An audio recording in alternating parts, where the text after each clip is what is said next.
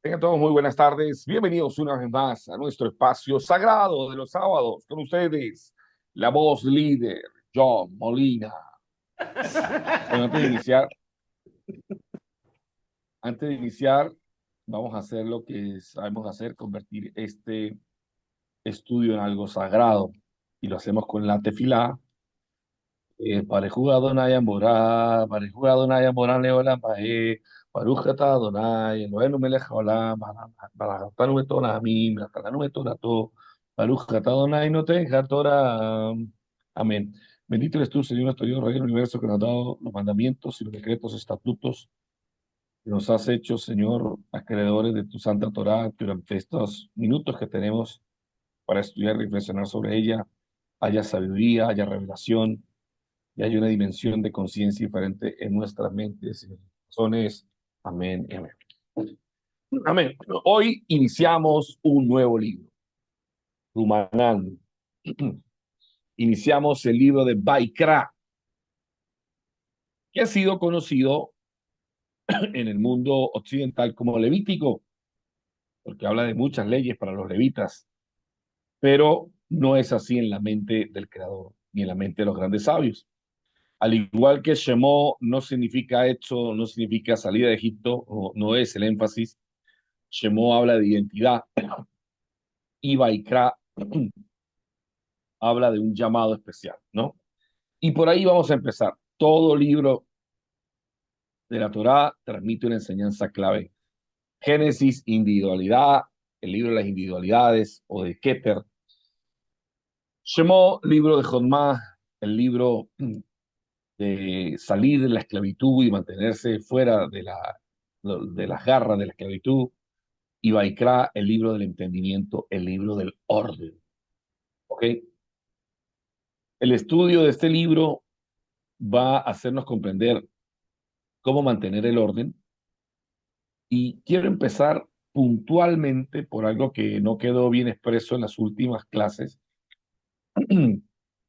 que pero para mi salud emocional y para los registros en la historia, quiero que quede esto plasmado en la mente de ustedes, así como muchas otras cosas que he venido descubriendo, que es que las 39 melajot o 39 trabajos que se hacen en el templo antes para construir el tabernáculo fueron y son diseñados desde la mente de Dios como 39 labores que tienen el potencial de desarrollar al ser humano y de participar en una evolución de conciencia, que tienen que ver con los 39 trabajos que se hacen para construir el templo.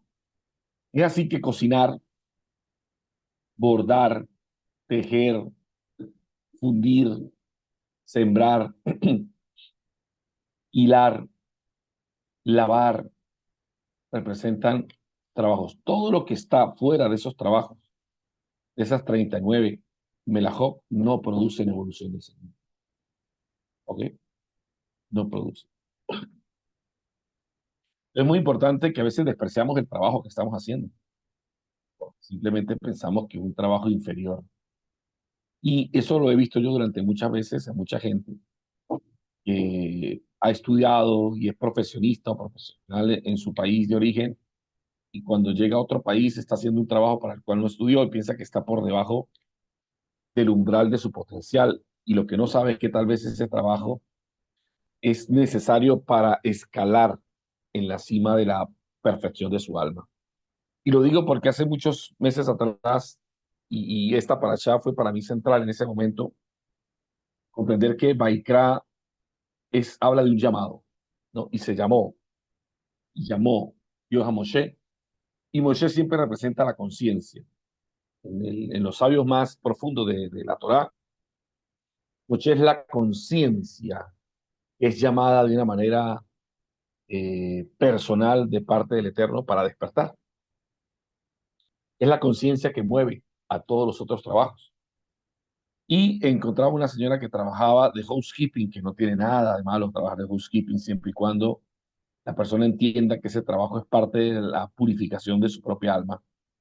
Housekeeping es limpiar vasijas, limpiar casas, apartamentos, pero lo que le estaba indicando esa limpieza era que algo en el símbolo de lo que es el trabajo estaba ayudando a limpiar algo de su propia vida.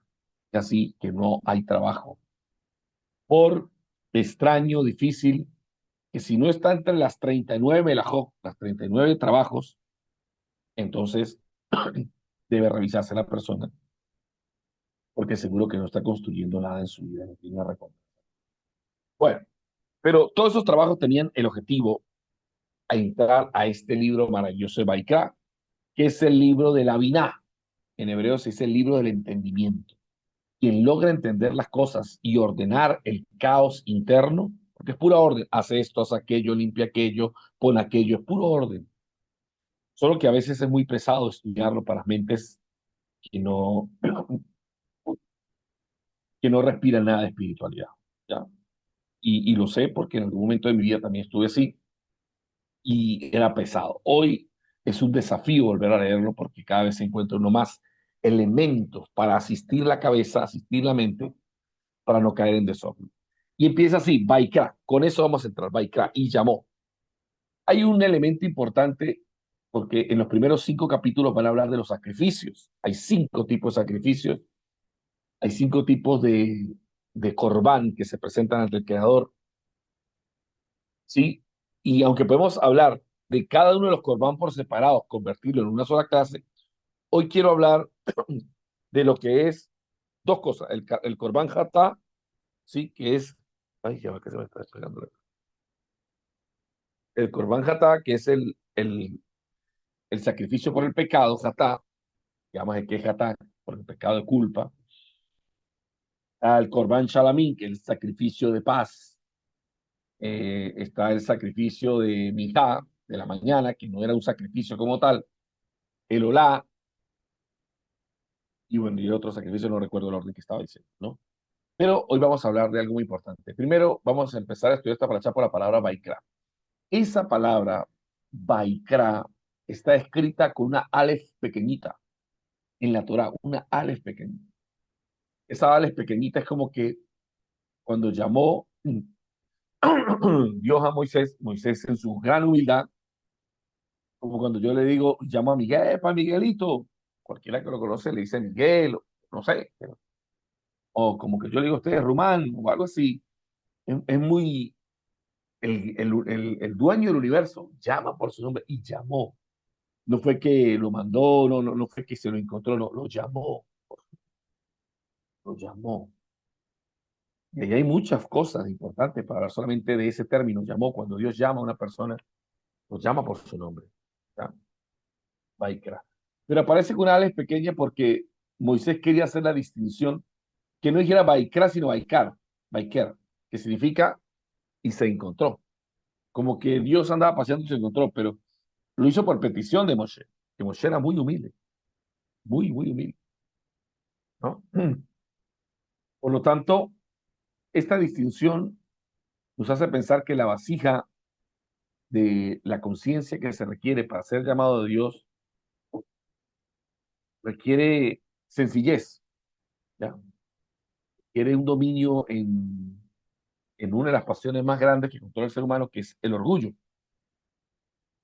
Aunque así empieza el libro, vamos a entrar a comprender los sacrificios, en totalidad los sacrificios, no cada uno por específico, sino los sacrificios. ¿Cómo representa? Dice aquí, los sacrificios y la voz de los profetas, ¿no?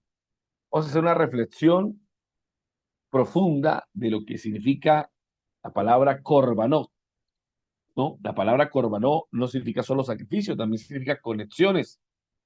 Y una de las cosas cuales se hacían los sacrificios, que no todos eran por pecado, es el sacrificio de agradecimiento, ¿ya? Cómo han sido en la historia eh, por los grandes profetas como recriminados. El problema no fueron los sacrificios, sino la forma en que la persona ofrece esos sacrificios. Vamos a estudiarlo a la luz del pensamiento total en la Torá y usted se da cuenta si usted hace sacrificios o qué tipo de sacrificio hay. En el corazón de la Torá. Allí empezamos, ¿no? Vaikra, el libro central, los sacrificios no son un tema pequeño, sino que ocupan un gran porcentaje de la Torá. De hecho, hoy no hay sacrificios porque no hay templo, ¿no? y representan como el centro de la espiritualidad del pueblo hebreo. Todo giraba en torno al templo. Recuerden esto, cuando el Señor sacó al pueblo de Israel de Egipto, no le habló de sacrificios. No.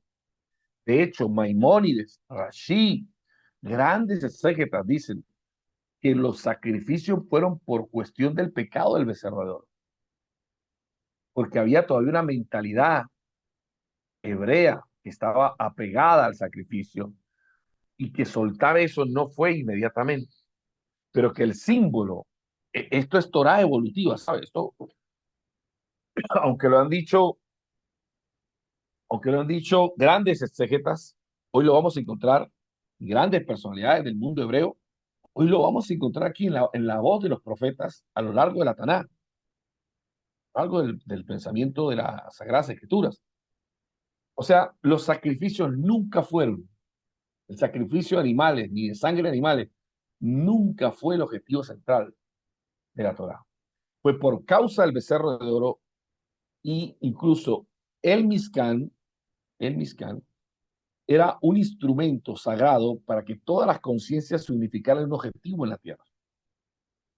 Ya lo estamos sabiendo. Pero que el Corbán, que era una parte del servicio en la Torá, junto con el Mizcán, que se construyó con 39 trabajos sagrados, ¿ok? Todos se detenían cuando llegaba Shabbat, como hoy. Porque lo que el Eterno quería era que el pueblo tuviera una santificación del espacio y el tiempo, pero donde cada uno colocara algo de sí mismo, lo construyera, tuviera sentido de pertenencia. Y allí la importancia de comprender que si hay algo que nosotros debemos construir o que construimos en la santidad es la unidad. La unidad de nuestros corazones, la unidad de nuestra intención, la unidad de venir a un lugar a estudiar las escrituras. Ahí estamos generando nosotros un miscán. Yo no sé si ustedes saben, y quiero con esto empezar la parashá. Venezuela quedó campeón de béisbol, ¿no? Venezuela quedó campeón de béisbol y es algo de mucho orgullo. Y por ahí tengo el video que pasó mi hermano.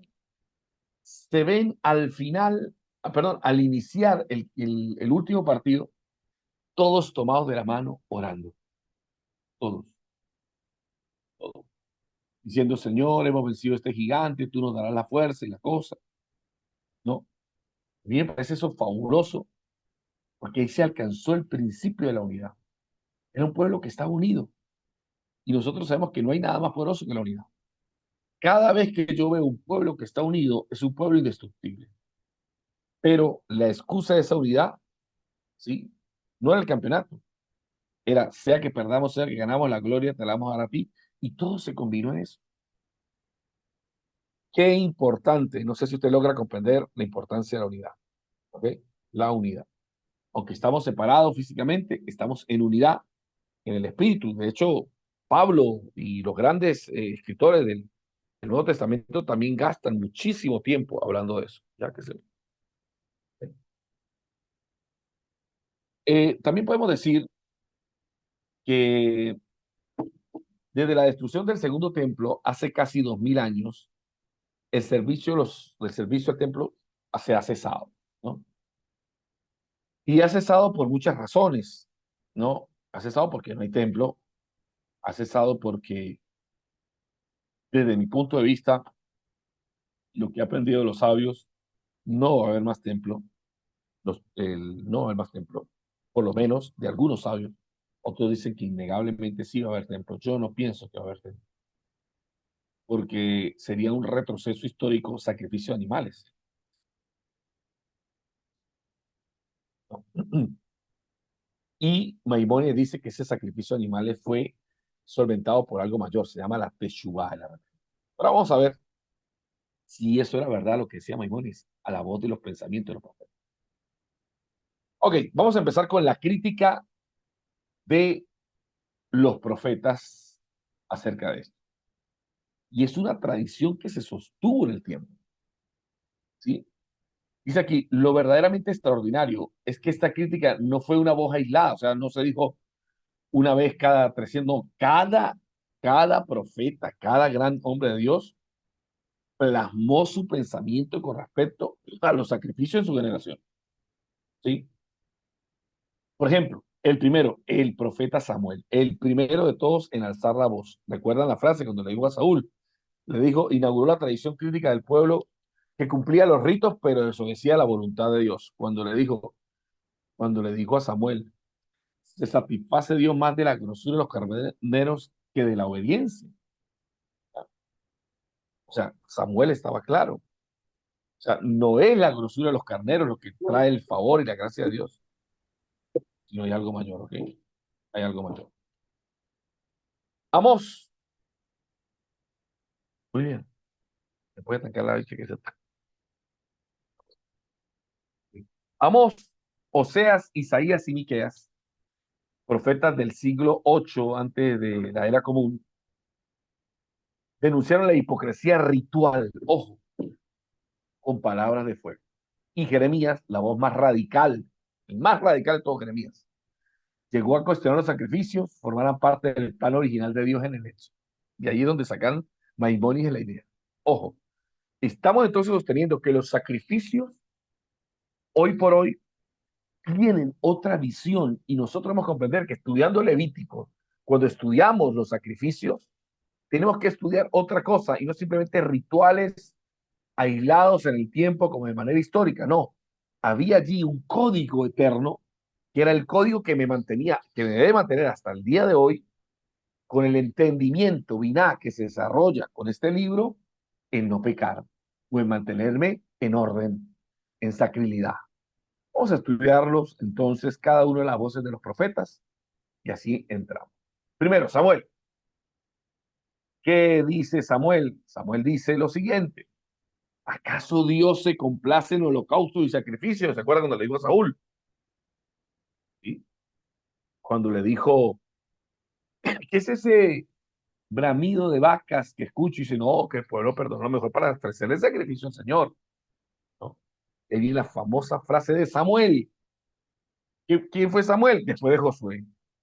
Ya dice, se complace en holocaustos y sacrificios tanto como en la obediencia a los mandamientos. Y aquí, esa frase a mí siempre me ha gustado. El obedecer es mejor que sacrificar, ¿sí? Y prestar atención más que la grosura de los carneros. Obedecer es más que sacrificar y prestar atención mejor que la grosura de los carneros, ¿no? Es la primera advertencia que nos dice que un ritual sin intención y sin obediencia, sin una práctica desconectada solamente a un artificio físico, desligado de la intención, no sirve para nada. Llámese este ritual animales, llámese este ritual oraciones, y lo digo con toda propiedad porque he llegado a comunidades hebreas donde hacen el rezo, el hipodedú, el chajarí, el minjal arbí, que son oraciones, pero sin corazón, están hablando y mirando el teléfono y están repitiendo. Es lo que Yeshua más adelante decir, las vanas oraciones, repeticiones largas, no, sin sentido no tienen. Son como un cuerpo sin alma, están muertas. Entonces, ya vemos que la primera ocasión en la que se denuncia fue el profeta Samuel y permite decir el profeta Samuel, ya va. Es mejor prestar atención, es mejor la obediencia que los sacrificios y el prestar atención que la grosura de los carneros. Sacrificios sin estos dos contenidos interiores no era nada. Y eso fue lo que hizo Saúl. Vamos a sacrificar al Señor, pero ya si te dijeron que mataras todo, ¿por qué no es obediente? Ya, porque lo que realmente pasaba con él era otra cosa, internamente. Entonces, el primer anuncio de los profetas, Samuel. Vamos a seguir analizando. Amós y Oseas, justicia sobre el ritual. Vamos a ver qué decían estos dos profetas. Particularmente, dice Amós, capítulo 5 del 21 al 24. Aunque me ofrezcan holocausto y ofrendas vegetales, el minjá, ya saben que habían cinco, ¿ya?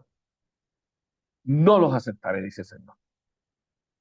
Pero que la justicia suba como las aguas y la rectitud como impetuosa corriente.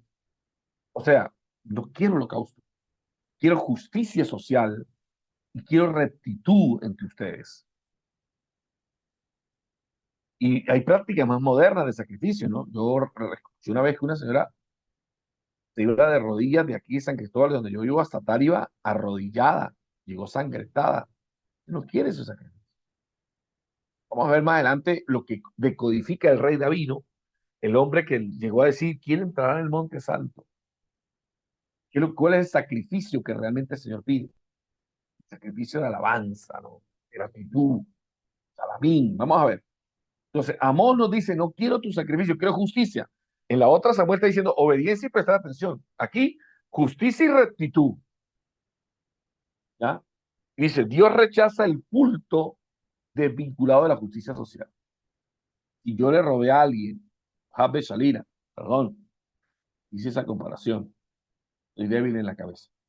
Además podemos ponernos a nosotros como ejemplo. Si alguien roba a alguien, y le robó y se quedó, y después dice, ay, Señor, entendí que fue pecado, y viene y sacrifica el animal que se robó, no es justicia. O si ve que hay un pobre que está pasando en mucho trabajo y le pasa por un lado, pero él ofrece un sacrificio de minjá en la mañana, pero no fue capaz de proveerle. Ese sacrificio no tiene sentido porque los sacrificios, el único objetivo del sacrificio, el único objetivo del sacrificio es que la persona tuviera conciencia de algo, al igual, porque todo esto es un mensaje simbólico, al igual que el templo, el único sentido del templo son los símbolos, la menorá, el incienso, el altar de bronce, la palangana, el kior, todos son símbolos para entrar en la recámara sagrada. Por eso es que el Eterno no ha permitido levantarlo, ni lo va a levantar, porque hoy, en pleno siglo XXI, necesitamos comprender el símbolo que hay detrás. ¿Y cuál es el símbolo? ¿Cuál es el símbolo? La justicia, la rectitud, la obediencia, el prestar atención. Todo eso tiene que ver con el entendimiento. Por eso, Baikra es el libro de entender, ¿ya? Pero está escrito en forma tan metafórica y tan simbólica que nosotros podemos leer ahí. Es una historia sin corazón si la leemos puramente como elementos de historia. Oseas, vi lo que se atreve a decir Oseas. Porque deseo misericordia, no el sacrificio. Oseas, hablando en voz de Dios, o sea, cuando el profeta decía, y así dice el Señor, ¿ya? Obediencia a Dios antes que el holocausto. Misericordia. Misericordia, un ojo que mira al otro y le duele, ¿sí? Misericordia, amor que no falla, ¿ya? Rajen, como se dice en hebreo, rajen, que te mueva desde las entrañas el sentir el dolor de otro. No indiferencia, no insensibilidad.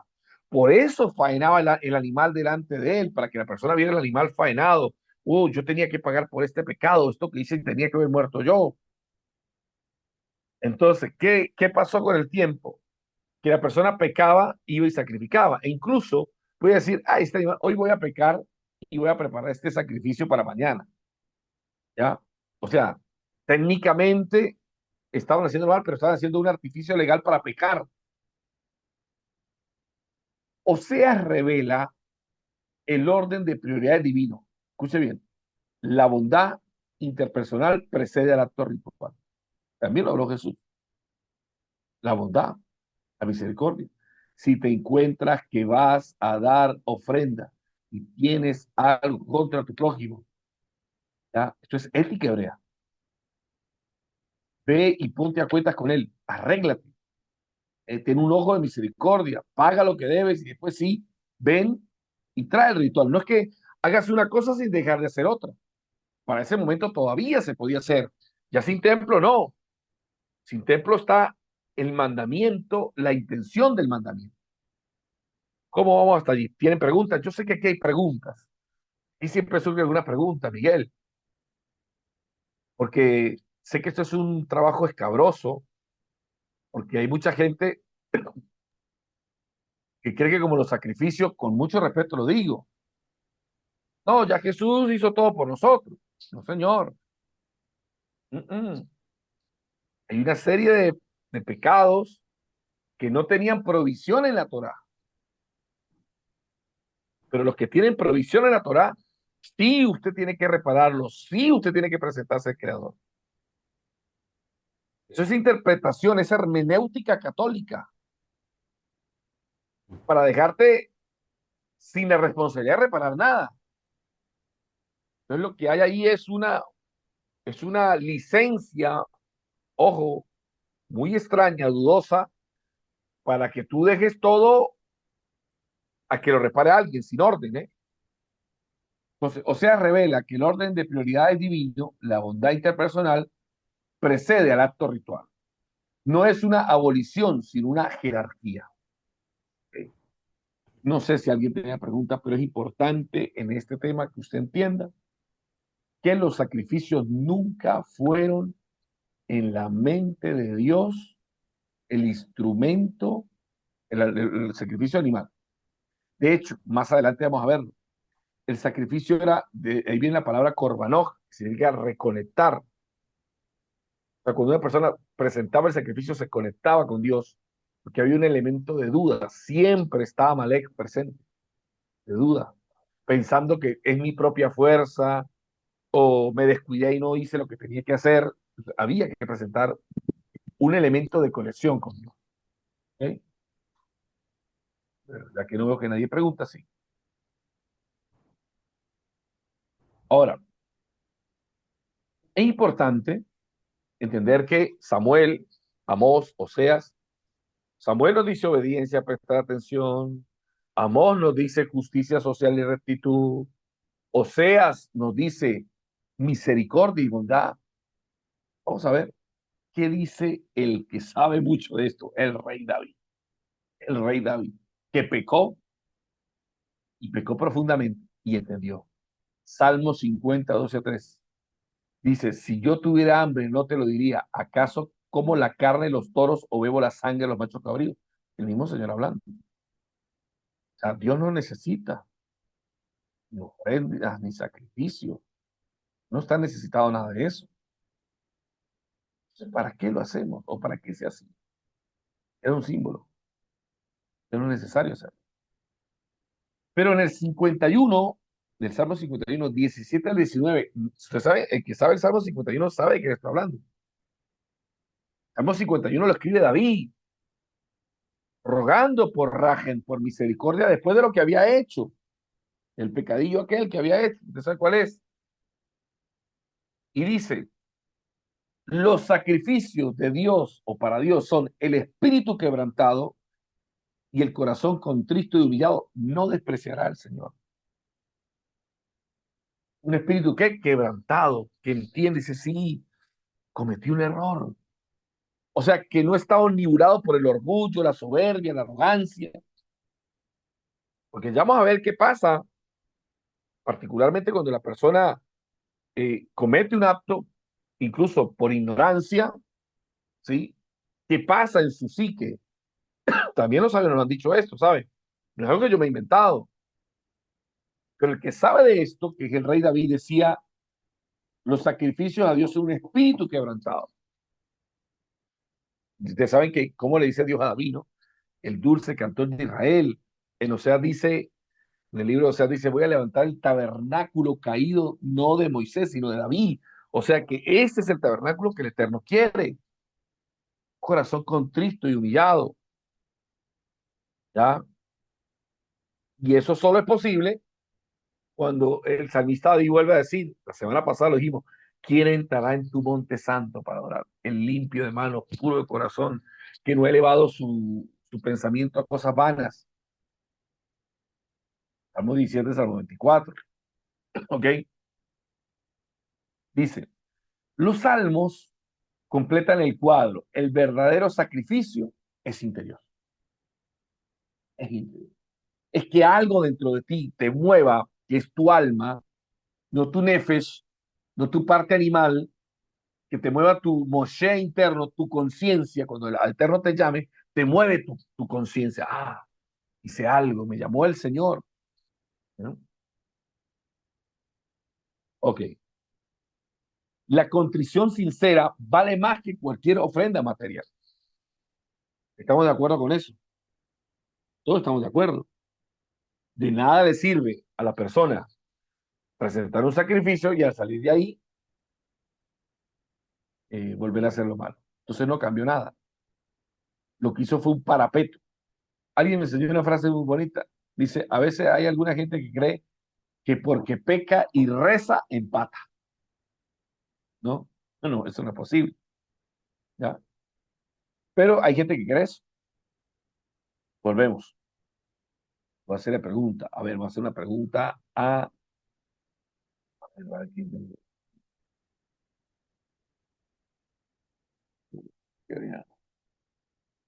vamos a preguntar, voy a agachar la cabecita. Arroyave, que está ahí cerquita. Muy bien, Arroyave, ya que la vi. Arroyave, entonces, ¿cuál es el sentido de los sacrificios? ¿Para qué el Eterno pidió sacrificios? Para que haya, para que hagan ¿Cómo? una conciencia de... ¿Para qué? Miguel, se escucha muy mal. ¿Aló? Ahora sí. Ahora sí. O sea, como para que haya conciencia en uno de la maldad que hizo o que hizo algo malo. Para eso Ya, hacen, para eso era el sacrificio. Ajá. para concientizarse que, bueno, según lo que yo entendí ayer del sacrificio que se hacían con los animales, era porque el animal no tenía la culpa de lo malo que uno se portó y al uno haberlo criado, le cogió cariño y le parecería muy injusto que ese pobre animal que no tuvo la falla muera por causa de una falla de uno y al hacerle el sacrificio lo hace como concientizar de la maldad que uno mismo hizo. No sé si me entendió. Ok.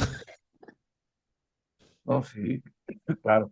Ese es el pensamiento tradicional que tenemos. Joder. Si nosotros sabemos que eso es así, pero entonces la otra pregunta sería, esta para un estudiante más avanzado, ¿sí? Si es tan importante, ya ya sabemos por qué no hay templo hoy, por qué los grandes profetas dijeron, no, eso no es lo que yo quiero. O sea, necesitamos entonces que la gente evolucione, ¿ok? Bueno, vamos a seguir y vamos a hacer otra pregunta más adelante. Pero Daniel, por ahora, Daniel, Daniel a tiene una Daniel, ¿qué va pregunta. a decir Daniel? Sí, Shalom. A ver, muy interesante todo, de verdad que Miguel, se escucha muy, ahora sí, ahora sí. se escucha bien. No,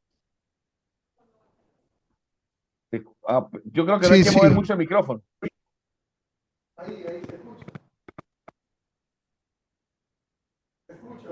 No sé si está hablando. No, no, no se escucha. Pero quizá por el teléfono, ¿verdad? Puede ser. No creo que sea el aire. No, porque quizá por el teléfono se escucha. El suyo sí se escucha bien, Miguel, Sí, yo creo que es la distancia. Ah, puede ser la distancia entonces. No, pero entonces, porque el suyo sí se escucha bien, Miguel.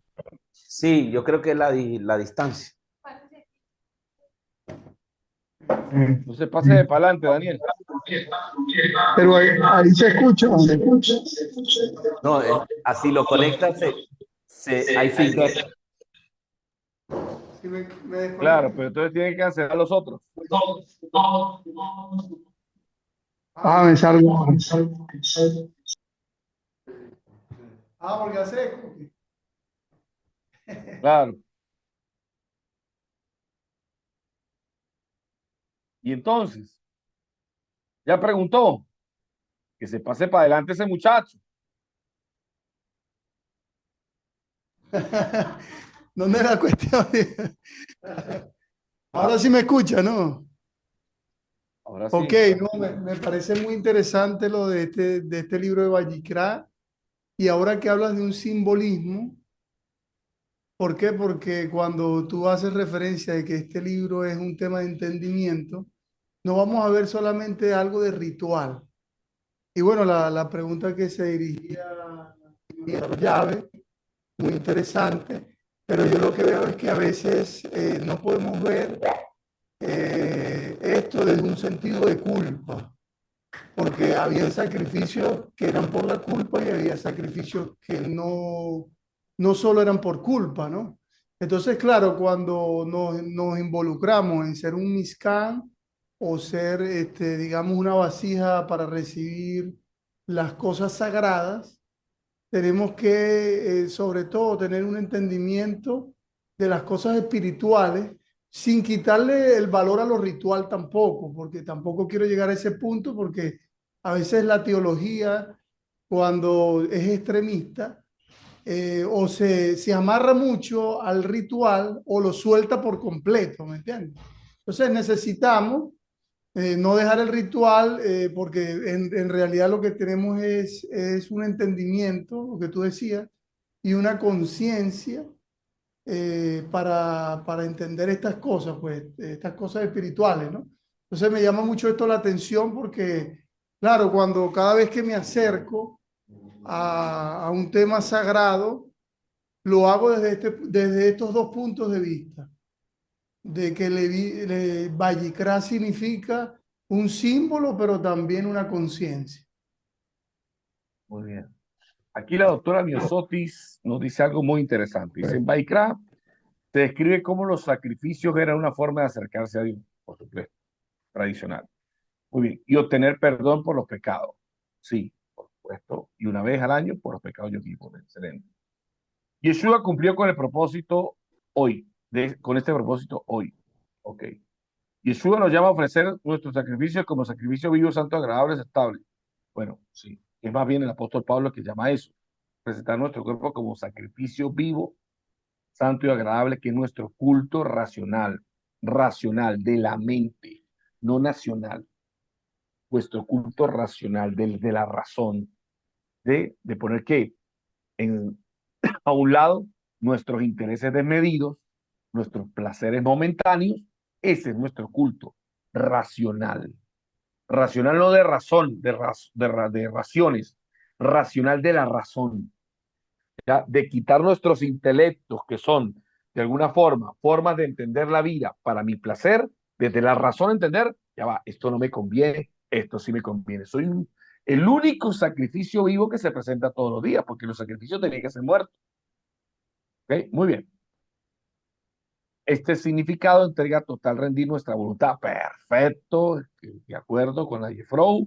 Voluntad y deseos al Eterno. Ese es el propósito de Baikra. Y el propósito de los sacrificios. Por lo tanto, no podemos seguir, podemos seguir presentando sacrificios, porque si no el entendimiento no creció. Muy bien. Y esto que es la obediencia, dice la Jefrou, es el seguir los mandamientos. Mandamientos que sí tienen que ver con la santificación, que no tiene que ver con el pecado. Y enseñanza. Tenemos que estudiar, aún así, los sacrificios antiguos, por supuesto que sí, porque cada sacrificio tiene una lectura diferente. Ya lo vamos a estudiar, no todos, uno solo, el de Jatá. Y el de Salamín, por lo menos Salamín, era un sacrificio que se hacía producto de una bondad que había recibido. Me había salvado Dios de una situación difícil, yo presentaba un sacrificio, era el único sacrificio que se comía, el único, y se podía compartir. ¿Ya? Había un sacrificio, que era el sacrificio de la que se presentaba totalmente al Creador. El de Jatá, creo que se quemaba completamente. Pero el de Salamín podía compartirlo. Pero era un sacrificio de gratitud. Y lo más tremendo era que nadie sabía si el suyo era de gratitud o de Jatá. Porque de Jatá también se podía compartir.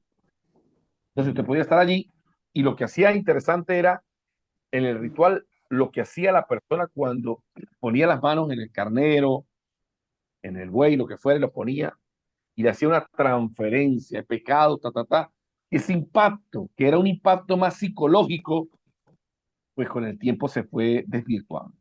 Porque no hay ritual, por perfecto que sea, que en el tiempo no pierda su vigencia.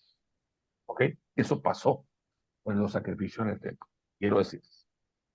Muy buenas las intervenciones. Ya sabemos entonces lo que dice aquí el salmista David. Los sacrificios son un corazón contrito, humillado, entrar por tus puertas con alabanzas. Ya, esas son las cosas que el Eterno quiere. Haciendo esto sin dejar de hacerlo. ¿Ok? Sigamos, por favor. Entonces tenemos ahora otra lámina para seguir avanzando. Jeremías. Bueno, Jeremías sí fue más fuerte, ¿no? Y lo que dice el profeta Jeremías. Dice, ¿cuál fue la intención siempre de Dios para Jeremías? Esto no está en la escritura, dice, porque yo no hablé a sus padres, ni les ordené el día que los saqué de la tierra de Egipto, con respecto a ofrenda o sacrificio. ¿No? Lo que entiende Jeremías es que los sacrificios vienen por consecuencia o como consecuencia del becerro de oro, porque el pueblo todavía no estaba preparado, era como un sistema educativo primario, como cuando la persona está en tremendía, está en creche, está en primaria, hasta que pasa al liceo y después a la universidad. Pero eso duró más o menos 800 años o 1000 y pico de años. Todo ese proceso de entendimiento y desarrollo del entendimiento del pueblo hebreo para decir, ya va, el templo. ¿Y cuándo? ¿Cuándo caen los templos? Cuando los sacrificios pierden vigencia. Ya, sigo. Dice, yo no hablé a sus padres ni les ordené el día que los saqué de la tierra de Egipto con respecto a ofrendas y sacrificios, sino que esto les ordené diciendo, escuchen mi voz y yo seré vuestro Dios. Eso fue lo único que ordenó el Señor. Será mi especial tesoro. Escuchen mi voz. Ah, pero por causa de la cultura, de la historia que estaban viviendo, que habían vivido, tenían que todavía tener un poco de deslastrarse de esto. Dice Jeremías 7, 22 al 23, la afirmación más radical. La esencia del pacto del hecho no fue ritual, sino la escucha y la obediencia. Por eso usted va a entender que esto es una poesía, lo que voy a decir del pueblo de Israel. Es algo que culturalmente la persona que es obediente sabe escuchar. Por eso es que usted va a entender que si hay alguien que tiene afinado el oído en la historia de la humanidad, es el pueblo de Israel, porque su oración más importante es escucha, oh Israel. Las naciones de la tierra, como los griegos, son expertos en las artes plásticas, en templos, en cuerpos, ¿cómo se llaman los cuerpos? En momias, no, ¿cómo se llama? Ay, figuras, ¿cómo se llaman las figuras? Ay, se me va la palabra. Ah, bueno, lo que hizo Da Vinci, las estatuas esas, pues, en cuerpos humanos, ¿no? En esculturas, perdón, la palabra. Son expertos en esculturas. ¿Por qué? Porque el griego se deja llevar por la mirada. ¿De dónde lo sabemos? Cuando Esaú dijo, dame de eso rojo. En cambio, Shema Israel, escucho Israel. Por eso es que lo más importante que apunta es escuchar su mandamiento, oír su voz. Por eso es que los mejores músicos son hebreos, los mejores abogados, los mejores psicólogos son hebreos, porque han desarrollado por sí mismos la capacidad de saber oír. De Jeremías dice, cuando yo lo saqué de Egipto, no le mandé a sacrificio, ni hablé de eso, por causa de algo más. Pero ahora lo que yo quiero es que ustedes tengan, desarrollen, escuchar mi voz, ¿ok? Y la voz de Dios ya está plasmada en Sinaí y a través de grandes profetas está plasmada también el pensamiento central de la Torá, ¿ok? Entonces, Jeremías, fuerte Jeremías, ¿verdad? Muy fuerte. Isaías, vamos a ver otro profeta también, devastador, lo que dice el profeta Jeremías e Isaías, y este se lee en cada Shabbat, en Shabbat Hazón, antes de Tisha B'Av, dicen los sabios. Es la crítica más intensa del profetismo bíblico. Dice, ¿para qué me sirven tantos sacrificios? ¿Han leído esa parte? Dice, cansado estoy yo de sus lunas nuevas, de sus sacrificios. Wow, Dios se cansó de los sacrificios, no, de sus sacrificios, no de la fiesta, de tus fiestas. Ojo, porque quien lee eso dice, pero si el mismo Isaías, el profeta, Dios está diciendo, estoy cansado de sus fiestas, de sus fiestas, no de mi fiesta que yo dije en Levítico 23. Y ustedes hicieron otra cosa con esto. Dios declara estar harto de holocaustos y ofrendas. No es indiferencia, es rechazo activo, pero no a las ofrendas, sino a lo que el corazón de esas ofrendas hay detrás de todo eso. ¿Quién les ha pedido eso? El pisoteo de los atrios se convierte en profanación cuando quien lo realiza vive en injusticia, vive dañando al prójimo, pero hay presente un palomino diciendo perdóname, pero al otro día vuelve a ser lo mismo. Entonces, no podemos decir que hubo teshuvá realmente, sino que hubo solamente remordimiento de conciencia o quitarse un peso de encima. Y nosotros sabemos que nada de eso tiene un peso fuerte en la vida de la persona.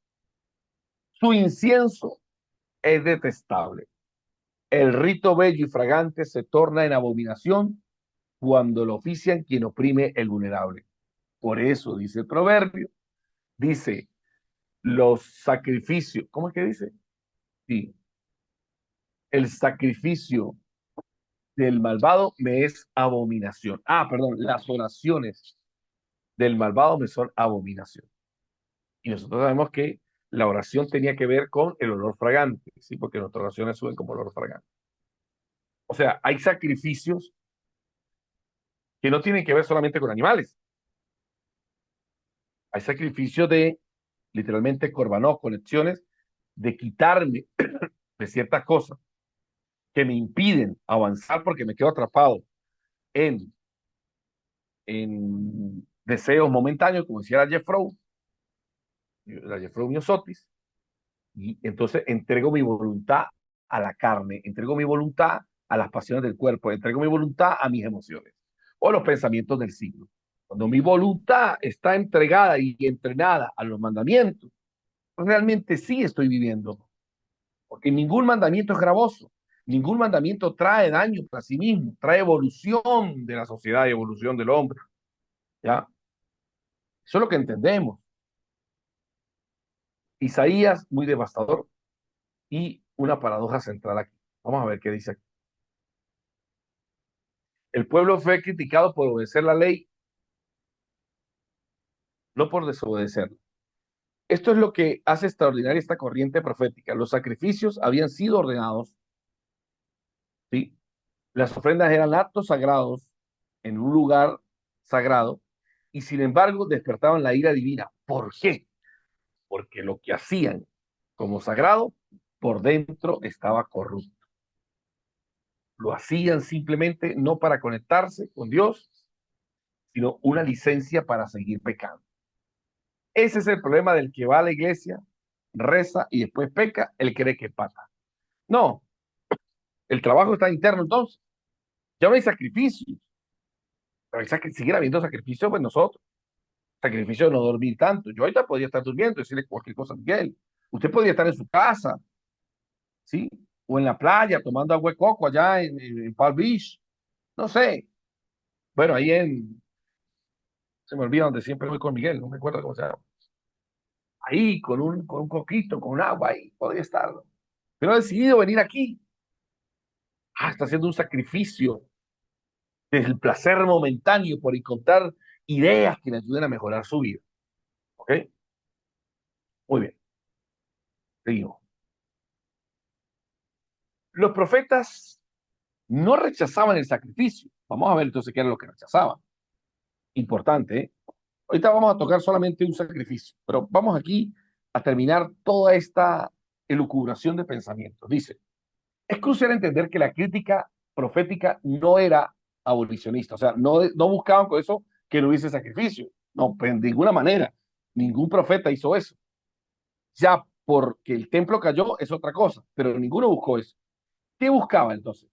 Tanto Jeremías como Isaías, como estos profetas, anticiparon un futuro en el que los sacrificios serían bienvenidos. ¿Sí? Dice Jeremías 17:26. La gente llegará de los pueblos de Yehudá trayendo holocausto y sacrificio a la casa de Dios. Sí, sí, sacrificio, holocausto y sacrificio a la casa de Dios. El mismo profeta que critica anuncia en el futuro un auténtico y aceptado sacrificio. O sea, incluso la escritura dice, mira lo que dice en Isaías 56:27. Tus holocaustos y sacrificios serán bienvenidos sobre mi altar y mi casa será llamada una casa de oración para todos los pueblos de la tierra. ¿Se entiende? Futuro. Entonces, sí va a haber un tercer templo, por lo que yo entiendo aquí, pero no va a haber sacrificios. Será un lugar de oración, de conexión, de filada, de conexión, ¿ya? Pero no de animales. No tienen ningún sentido los animales hoy, habiendo evolucionado la historia. Pero sí habrá una casa que se llamará casa de oración para todos los pueblos. Es más, Isaías dice, y los llevaré a mi casa de oración y los recrearé en mis palacios. Dios tiene una casa de oración. Sí. Entonces, ojo, aunque la idea del templo seguirá en el pensamiento de los profetas en los futuros tiempos, los sacrificios, sorry for you, han cesado. Pero queda el símbolo, queda la intención de lo que hubo allí, ¿ya? Y que no hubiesen dañado. Vamos a ver qué más sigue. Los profetas no rechazan el sacrificio. No, no, no, no. Es más, anuncian que habrán sacrificios a futuro que van a funcionar muy bien. Sigamos. El pensamiento de la indignación profética. Dice aquí, lo único que importa es estar bien con Dios. Esta era la actitud que los profetas denunciaban. La creencia de que se puede servir a Dios con devoción religiosa mientras se actúa con desdén. No se puede hacer eso. Pero la gente como que separó, ¿no? Separó mi vida religiosa de mi vida humana. Es pecado, voy allá, pero sigo siendo igual. Como que lo hizo un medio. Ya nosotros sabemos eso. ¿Y por qué lo volvemos a hacer? ¿Por qué lo volvemos a estudiar? Porque en más de 2000 años de historia la humanidad no ha cambiado para nada. Sigue con máscaras, seguimos con máscaras, vamos a decirlo así. Máscaras de grandeza, de espiritualidad, donde vamos, pero por dentro hay putrefacción. Ya lo denunció también, lo denunció Yeshua cuando dijo en algún momento, sepulcros blanqueados. Por fuera tiene apariencia de piedad, pero por dentro son huesos muertos y pudredumbre. Eso siempre ha existido la hipocresía. ¿Ok? Ante esta lógica, los profetas respondían unánimes, no has entendido a Dios ni la Torá. Si lo único que te importa es estar bien con Dios, pero no has entendido que había que también tener misericordia con el prójimo, entonces no entendiste lo que escribió Juan también, que lo escribió basado en la Torá. No puedes decir que amas a Dios que no lo ves, si tu prójimo, que es hechura de Dios, lo ves y no lo amas. Esto resumía los profetas y la ley, en la misericordia, en la bondad, en la justicia, ¿ya? El verdadero sacrificio. Ok, vamos bien, ¿verdad? La imagen de Dios en cada persona. Nosotros sabemos ya, cada persona tiene la imagen de Dios, el Selen Elohim, que llaman, ¿ya? Y lo primero que la Torah dice sobre la humanidad es que cada persona fue creada a imagen de Dios, lo vemos en Génesis, ¿sí? Por ello, todo acto de crueldad hacia un ser humano es un acto contra Dios mismo, porque fue creado a la imagen de Dios. Un pecado contra Dios, quien daña a otro ser humano, daña a la creación y daña a Dios, ¿sí? No hay separación posible entre lo que yo hago a las otras personas y mi relación con el Creador. Y esto era la abominación que ocurría en el templo. Y entre la gente estuviera bien con Dios, pero dañar al prójimo. O sea, ¿en qué momento ocurre eso? Es servir a un Dios que no es todopoderoso, es servir a un Dios que lo tengo contento ahí. Pero esto es un nivel de ignorancia tremendo, ¿verdad? ¿Sí? ¿Qué más hay ahí? Vamos a ver qué más hay. Y mire lo que dice la escritura, y uno empieza a ver aquí cuando lee versos como estos en Génesis, cuando Dios escoge a Abraham,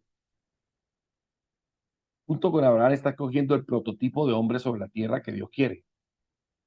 Por eso es que la máxima de un hombre o el máximo potencial de un hombre es ser un sadij, un justo. Por eso nosotros nos llamamos Mesilá Yesharim, la senda del justo, la senda del recto. ¿Ya? O el camino del justo, Orjos Saliquín también. Pues lo he elegido porque él encomienda a sus hijos y a su casa después de él para que guarden el camino de Dios, para hacer rectitud y justicia. Escuche, para que guarden el camino de Dios, hacer rectitud y hacer justicia y no ha recibido la Torah. ¿Cómo es posible que haga eso? Ah, es un hombre que se mueve con otros códigos internos. No se mueve con sacrificio, aunque hace un altar al Señor. ¿Ya? Dice, la vocación de Abraham en Génesis 18-19 no era únicamente la observancia ritual. Sí, tiene su peso, sino la práctica de la justicia hacia el prójimo. Nosotros sabemos que la Torah dice, bueno, el Midrash dice que Abraham tenía su casa abierta por las cuatro puntas y que cualquier persona que llegara, él le daba de comer. Y cuando le daba de comer, la gente, al ver el poderío de Abraham, le decía a Abraham, ¿a quién le agradezco? Gracias, Abraham. Dice, no, yo no soy el dueño, soy el administrador. ¿Y quién es el dueño? Y decía, Dios. Y decían, bendito es el Dios de Abraham que ha hecho un hombre tan justo, tan bondadoso y tan recto. Y eso es lo que describe la escritura en el Código Real Galileo, así como le llaman, ¿ya? Que dice, no hay mayor glorificación al Padre que vosotros llevéis mucho fruto, que el Padre sea glorificado a través de vuestros frutos. Esto es uno de los aspectos más importantes de la historia de un hombre, y a través de lo que la gente ve de usted puede glorificar a Dios, como pasaba con Abraham. Ese es el verdadero sacrificio. Ese es el verdadero presentarse delante del Creador, alcanzar el nivel del Sadik Shelemu, del justo completo. Y el contexto es revelador. Dios invitaba a Abraham a interceder por los habitantes de Sodoma y Gomorra. ¿Sí? Por eso dice, haré yo algo y no le diré a mi amigo. ¿Por qué? Porque cuando hay un justo sobre la tierra, una persona que realmente camina en rectitud, en misericordia, en bondad, le interesa los seres humanos. Y como le interesan los seres humanos, Dios no quiere que ese justo sufra. Y por eso dice la Torah, el justo es el fundamento del mundo. No ocurre nada en una tierra sin que antes Dios revele a sus justos o tenga en consideración sus justos. Por lo tanto, qué potente es que nuestra Mesilá y Sharín se convierta en un centro de formación de justos sobre la tierra para Aruba. No para gloriarse, no para glorificarse ni para exaltarse, sino para entender que esa fuerza, esa unidad que estamos haciendo, hace que la misericordia de Dios baje a todo el pueblo de Aruba por causa de ustedes o de nosotros, ¿no? ¿Ok?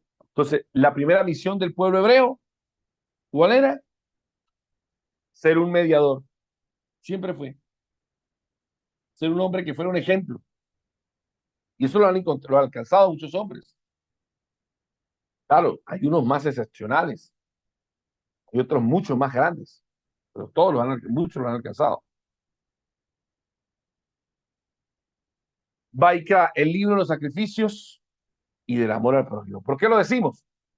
Porque el versículo más clave en Vaikra está en Levítico 19-18, que es el Beata la areja camoja. Y amarás a tu prójimo como a ti mismo. No es casualidad que precisamente el libro de los sacrificios, donde encontramos los mandamientos más universales, ¿sí?, estén estos mandamientos importantísimos. Mira lo que dice. El verdadero sacrificio. Traer orden a nuestro deseo egoísta. Sacrificar nuestro deseo egoísta es lo que el Eterno quiere. Y Levítico 19-18, que lo encontramos en la Biblia después de que recitan el Shema, le preguntan cuál es el mayor mandamiento. Era que nadie sabía. No se sabía hasta ese momento cuál era el mayor mandamiento. Estaban todos así. Que haya respondido Shema Israel, Adonai Elohim, Adonai Echad, también ubicaba, por lo menos, a Yeshua en, eh, en la arista de los fariseos. Y cuando le preguntaban, o sea, era muy poco, era imposible, más bien, referenciar a Yeshua en una escuela tradicional, porque respondía como saduceo, a veces respondía como fariseo, a veces respondía como esenio. ¿Como esenio, yo Molina? ¿Dónde Jesús responde como esenio? Nosotros sabemos que en la Torá están los mandamientos, y cuando le pregunta al hombre rico, Señor, ¿qué haré para heredar la vida eterna? Y esto sí está escrito en el Nuevo Testamento. Hay cosas que no, pero esto sí. Le dice, bueno, guardar los mandamientos. No le dice algo superfluo o algo muy extraterrestre. Bueno, no, no, no, no, no. Se cumplió los mandamientos, desde mi infancia los he cumplido. Y le dice Yeshua, vende todo lo que tienes y dáselo a los pobres. ¿En dónde está ese mandamiento en la Torá? Vender todo lo que tienes y dáselo a los pobres. ¿En dónde está? El que me diga en dónde está ese mandamiento en la Torá, se vuelve el maestro de la Torá ahora mismo. No está en ninguna parte, no lo va a encontrar, porque no es un mandamiento de la Torá, es una conciencia esenia. Pero es una conciencia esenia de gente que ha logrado el nivel de conciencia de vivir para los demás. Es el más alto nivel de Neshama que uno puede llegar, Hayá, donde ya no vivo yo, vivo para el pueblo, pero era difícil llegarlo. Y ahí aparece, amarás a tu prójimo como a ti mismo. El mandamiento de amor interpersonal por excelencia en el corazón del ritual de Baikra, central. O sea, tú no puedes sacrificar un animal si no amas a tu prójimo. O sea, el libro que trae orden te está diciendo, este es el mandamiento, un mandamiento importante. Ahora, cuando analizamos el 1934, que habla de todos los mandamientos que tienen que ver, dice el 33-34, amarás al extranjero como a ti mismo. Ajá. La compasión no solamente se extiende a tu primo, a tu hermano de la iglesia, no. Más allá de la comunidad incluye al forastero y al vulnerable. Después se especifica en Deuteronomio cómo lo vamos a hacer. A la viuda, huérfano, pobre, menesteroso, a cada uno de ellos particularmente. Pero en Levíticos te pone orden. Al extranjero, ¿ya? Es un verdadero sacrificio, ¿eh? Hay gente que no merece que uno la ame, ni siquiera que le hable. Pero todo eso es un orden que hay que tener en la vida. Porque es cierto que no puedo dañar, no puedo abrir la puerta a alguien que quiere dañarme, pero no quiere decir que no pueda amarla, o que no pueda por lo menos verla como la imagen de Dios, aunque quiera hacerme daño. Que no es fácil, por supuesto que no. Que Dios nos guarde, Jabe Shalila, de algo como eso. Y la transición perfecta. Los mandamientos entre el ser humano y Dios deben fluir sin ruptura hacia los mandamientos entre personas. Así como soy capaz de sacrificar un animal, así también tengo la capacidad de ayudar, de sacrificar mi animal para ayudar a otra persona. No, no fue, señores, ni ha sido nunca el corazón del Eterno los sacrificios animales. No ha sido. No ha sido. ¿Ok?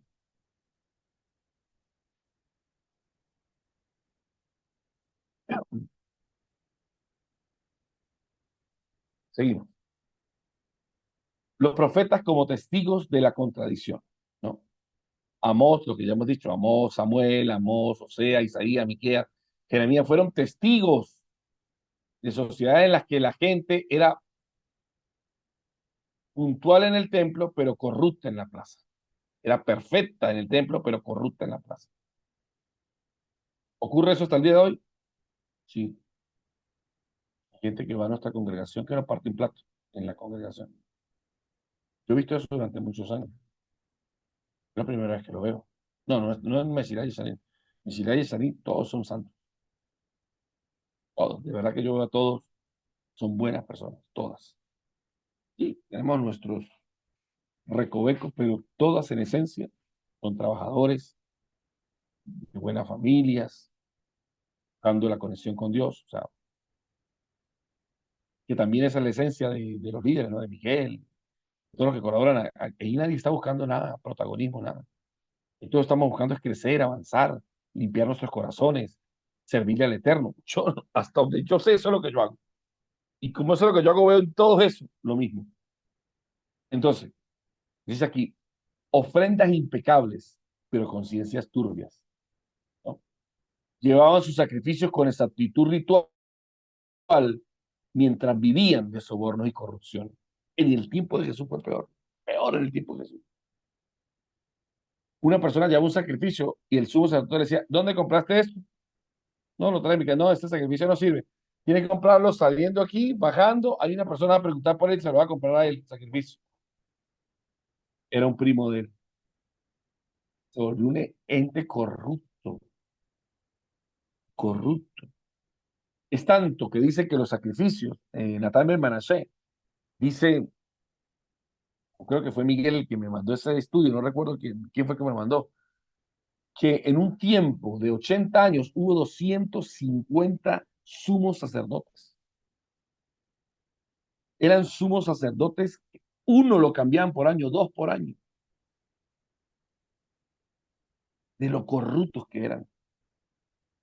Y no igual usted que ve un Aarón, un Pinjas, que su generación se mantuvo durante 200 y pico de años. Hubo días del templo donde el sumo sacerdote se cambiaba hasta 4 por año, de la corrupción tan grande que había. Justicia pervertida y piedad exhibida. La explotación de los indefensos y el abuso de poder convivían con la práctica religiosa. Entonces, una persona que venía con un sacrificio muy poquito, lo mandaban a comprar y a dejar todo su dinero para que fuera aceptado el sacrificio. Eso fue la rabia que le dio Yeshua, que entró y la mesa de los cambistas la volteó y le llamó cueva de ladrones.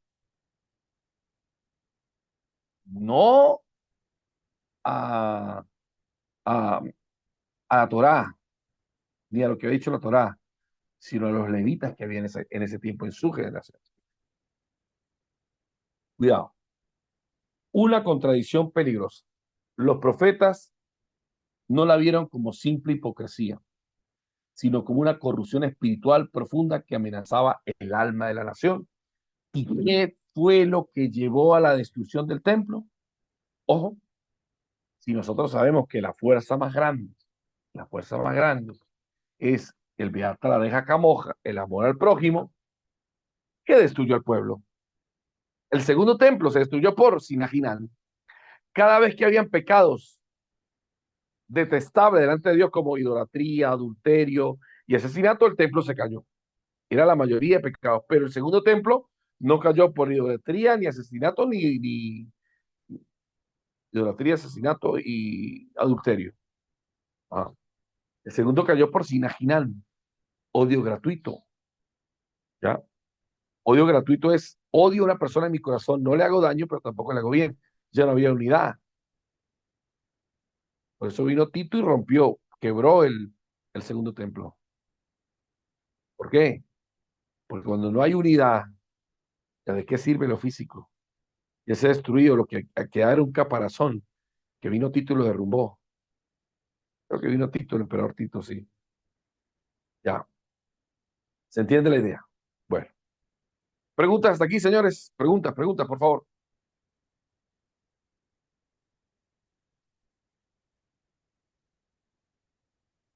Preguntas. Pásale el micrófono. Arnedo. No se escucha. Hay que aceptar aquí. Tiene que venir para aquí. Por aquí. ¿Cómo está mi hermano? Shabbat Shalom. Shalom, hermano. Ajá. ¿Cómo va todo?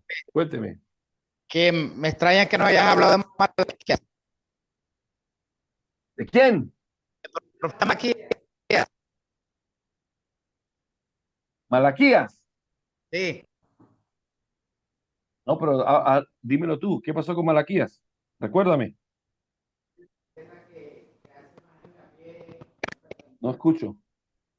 No se escucha, está muy lejos. Arnedo, está muy lejos.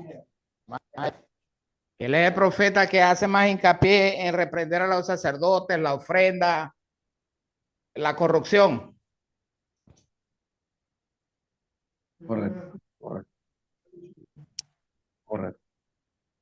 Malaquías cierra, cierra el ciclo histórico del templo, de las denuncias al templo, porque el pueblo estaba tan corrompido que realmente la gente ya no quería ni ofrendar, ni diezmar, ni nada, porque ya, bueno. Lo que quería mostrarles hasta aquí era una mirada a un solo ejemplo, una sola línea de pensamiento. Los sacrificios siempre fueron para Dios y en la mente de los profetas y en la historia del pueblo de Israel un símbolo. Y el símbolo era que el animal era un medio para conectarme con el Creador, ¿sí? Para que la persona viera lo que tenía que le pasarle a su vida, pero nunca fue un fin en sí mismo. ¿Qué hizo? ¿Qué hace el pueblo? ¿Y dónde viene la idolatría? Donde convierten cualquier instrumento en un fin en sí mismo. Estamos en presencia de la idolatría. Igual al templo lo convirtieron en un dios. ¿Ya? Y como era gente que para ese tiempo pues no había tanta gente pensante, pensaban que las formas eran más importantes que los fondos. Y por eso la denuncia de Yeshua fue tan interesante cuando dijo, oíste que fue dicho, cualquiera que se llega a una mujer que no es suya, adulteró. Mas yo digo, cualquiera que la mira y la desea en su corazón, ya adulteró con ella. Es el mismo mandamiento. Jesús no cambió el mandamiento. Yeshua llevó el mandamiento al origen, en el corazón del hombre, al deseo. Por lo tanto, si hay algo a lo que hay que prestar atención y ser obediente, a que no florezcan nosotros deseos inadecuados que nos lleven a ser dominados por la pasión. Esa es la verdadera enseñanza o parte de la enseñanza más importante en la Torah. ¿Ok? Sigamos. La ambigüedad del sacrificio en el mundo antiguo. El pueblo hebreo eran los únicos con templos, sacerdotes y sacrificios. Eso es algo también de Egipto, pero aquí estaban como más ordenaditos, ¿no? Era precisamente donde Israel antiguo se parecía más exteriormente a sus vecinos paganos, pero la diferencia interna era radicalmente, definitivamente diferente. Pero con el tiempo volvieron a parecerse a esas naciones, ¿no? Los aztecas, vamos a una historia un poco de los sacrificios del mundo. Los aztecas creían que los sacrificios alimentaban a los dioses y que esos dioses sostenían el universo. Una transacción cósmica, perdón, de supervivencia. Los aztecas. Los griegos antiguos ofrecían sacrificios para apaciguar la culpa por matar animales. Un mecanismo psicológico de expiación. ¿Sí? El pensamiento judío, Dios no puede ser sobornado ni apaciguado. El universo no sostiene a Dios, Dios sostiene el universo, por lo tanto no puedo alimentarlo, por lo tanto la cosa es mía. Y entonces tenían más parecido a los griegos, ¿sí? Que era apaciguar la culpa o el remordimiento, que alimentar a los dioses. Pero hoy se sigue entendiendo que la gente alimenta a sus dioses. Es una cultura también griega, ¿saben? Bueno, el peligro de la mentalidad de soborno divino, como ya lo vimos, si llevo a cabo un sacrificio divino, él dejará de pasar mis otras faltas. Era querer corromper a Dios o sobornar a Dios.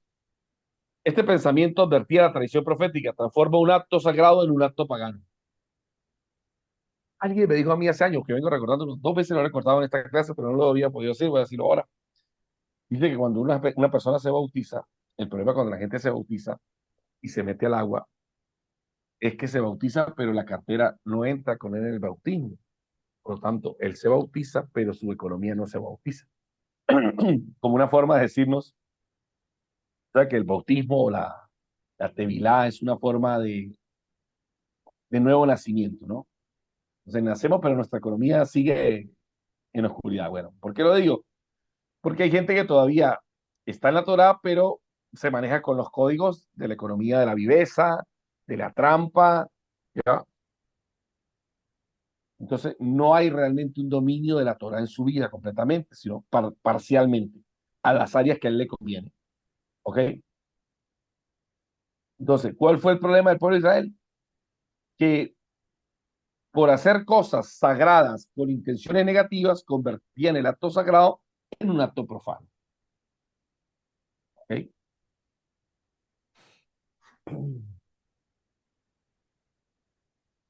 Preguntas, veo que alguien levantó la mano. ¿No? Esto se lo escuché hace muchos años, unos 15 años, si no es más, no más, unos 25 años, unos 25 años sin meter a ninguno. A un maestro aquí en San Cristóbal. La síntesis perfecta, se llama aquí este estudio. Dice Miqueas 6:8. Tres verbos que encapsulan toda la ética bíblica. Toda la ética bíblica se puede resumir en estos preceptos. No es el número de los sacrificios que usted haga, sino la calidad del carácter con la que usted se maneja en la tierra. ¿Ok? Y claro, yo sé que esto es para un estudio para gente más nueva en el pensamiento hebreo, pero para nosotros reforzar cierta idea importante. Dice, hacer justicia, amar la bondad y caminar humildemente es las tres cosas que tiene que hacer. Tres.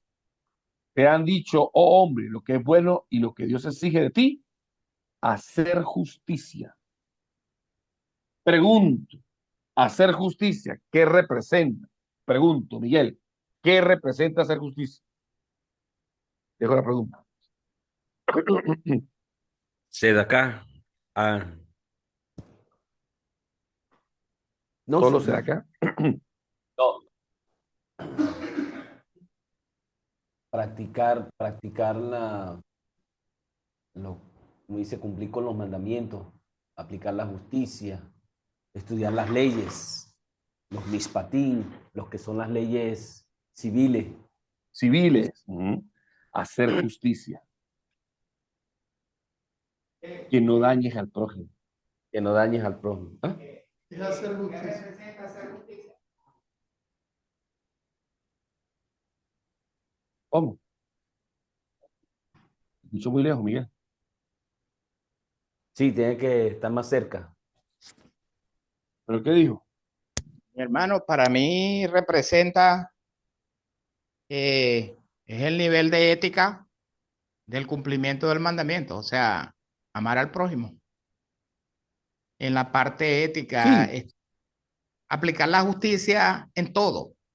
Casualmente ahorita estoy leyendo un comentario ahí que dicen que las ofrendas del vino y del aceite, como quedaba un poquitico en la vasija, la volteaban y después de cierto tiempo retomaban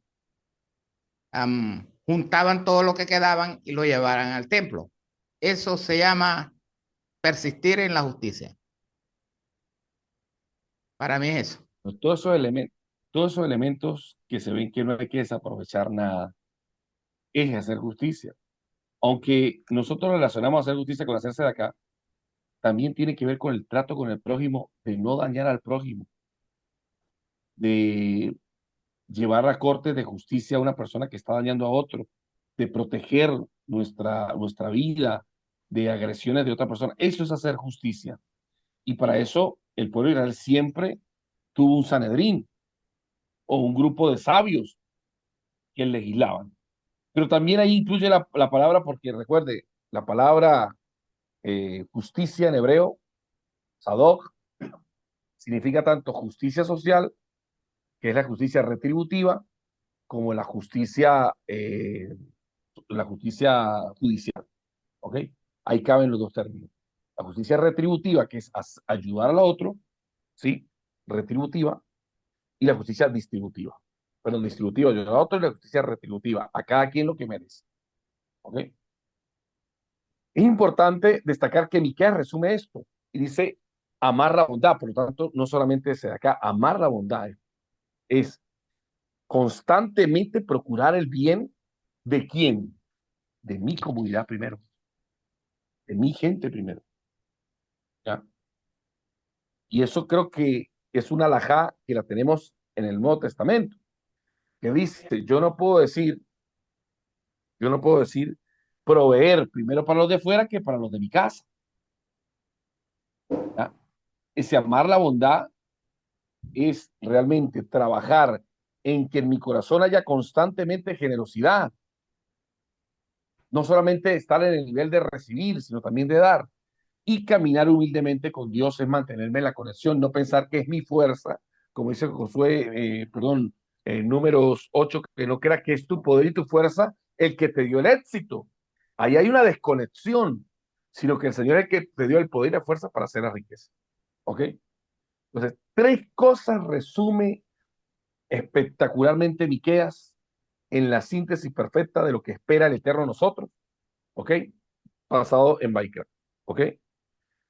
Jeremías y el rey Josías, ya vamos un poco terminando esta parte, por favor, espérense un ratito allí, dice así, conocer a Dios es servir al necesitado. Jeremías dijo del rey Josías, juzgó la causa, dice la doctora Miosotti, a ver qué dice la doctora Miosotti, dice, en Baikra se enfatiza la importancia de la santidad y la pureza y los profetas como Isaías, Jeremías y Amós toman estos temas y los aplican a la justicia y la rectitud. Muy bien. Isaías 1:7, Dios rechaza los sacrificios rituales vacíos y en su lugar pide justicia y compasión. Jeremías 7:21 del 3, muy bien. Mandamientos Amós 5:21, Dios rechaza la fiesta y sacrificios y en su lugar pide justicia y rectitud. Ojo, es cierto, rechaza la fiesta y sacrificios esos que ellos hacen, no los que están en Levítico, no los que están en la Torá. Rechaza esos que ellos hacen. No es lo mismo que yo le diga a una persona, no sabe qué, no me gustan los celulares Samsung, o perdón, no me gusta tu celular Samsung, a decir no me gustan los Samsung. Tu celular Samsung no me gusta. Cosas como esa. Para que entiendan la diferencia en lo que le digo ahí, porque es importante. Quien lee eso, si el entendimiento dice, ve, que el Señor fue que rechazó todo eso, ya está rechazado. No, no, no, no, ya va. Tu sacrificio, tus lunas nuevas, las rechazo. Las tuyas, no las mías. No las que yo interpuse en la Torah. Jeremías dijo al rey Josías, juzgó la causa del pobre y del necesitado, entonces le fue bien. ¿No fue esto conocerme, dice Dios? ¡Wow! ¡Wow! Eso está bellísima. Conocer a Dios es servir al necesitado. Por eso se llama ser socio de la creación. Conocer a Dios no significa poseer conocimiento teológico abstracto. Conocer los sefirot, cómo las emanaciones descienden por los mundos y llenan hacia el Yesod, y del Yesod se irradia la Shefá, una emanación sagrada que se convierte en Shekinah en los mundos inferiores. No, no, no, no se trata de eso. ¿Qué se trata entonces? Conocer a Dios, dicen los sabios de Israel. Tampoco es conocer los rituales ni los ritos a la perfección. Significa preocuparse activamente por los necesitados, defender al pobre y hacer justicia al vulnerable. ¿Qué les parece? Esa es la Torah. Poner orden a un pueblo que están haciendo. Orden, vina, entendimiento. El rey hace que esto, el rey que hace esto conoce a Dios. La persona que hace esto se vuelve rey de su propia familia y conoce a Dios. El que no hace esto no ha conocido a Dios, aunque ofrezca 1000 sacrificios.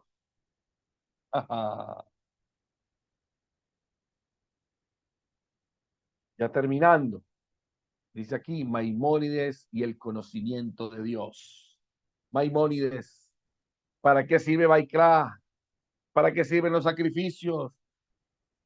¿Para qué sirven todas estas leyes. Orden, orden. Al final de la guía de los perplejos, y es una guía que tengo por aquí en rojito, por aquí la tengo atrás. Por ahí la tengo. Dice, cita Jeremías para definir el sumum bonum del ser humano. Dice, solo en esto hay que gloriarse, lo dice la escritura, en que me comprendan y me conozcan y saben que yo soy el eterno, que ejerzo la bondad y la justicia y la rectitud en la tierra, porque en tales cosas me complazco yo, dice el Señor. Eso está en Jeremías 9:23. Conocer a Dios es actuar como Él actúa. Actúa con bondad, justicia, rectitud. La imitación de Dios es la cúspide de la vida espiritual y es lo que dice la Escritura. La Escritura dice, en muchas partes, sean imitadores de mí, como yo soy de Jesús, o Jesús, Pablo dijo de Jesús, imitar a los grandes sabios, que se conectaron directamente con el Creador, que buscaron hacer rectitud y justicia. Solo en esto hay que gloriarse, en que me conozcan y que sepan quién soy, que soy el eterno, que ejerzo bondad, justicia y rectitud en la tierra, porque en esas cosas yo me complazco. Y si usted se complace en eso, usted realmente alcanzó el nivel de la espiritualidad que requería en su generación. ¿Okay? Y aquí estuvo el error. La gente separó el dominio sagrado del dominio secular. ¿Ya? La casa soy una cosa y en la iglesia soy otra. Separando el templo versus el mundo sin conexión, ¿sí?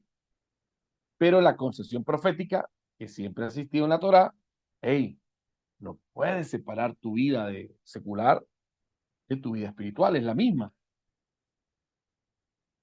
¿Ya? Hay que integrarlas todas las áreas de la vida.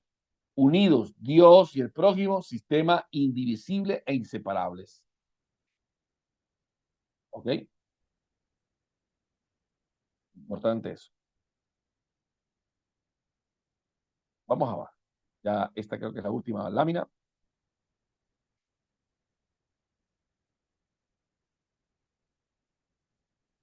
Amar a Dios es amar a los semejantes. Amor. Amor a Dios es amar a sus semejantes. No puedo decir que amo a Dios. Yo rituales, sacrificios. Si en mi casa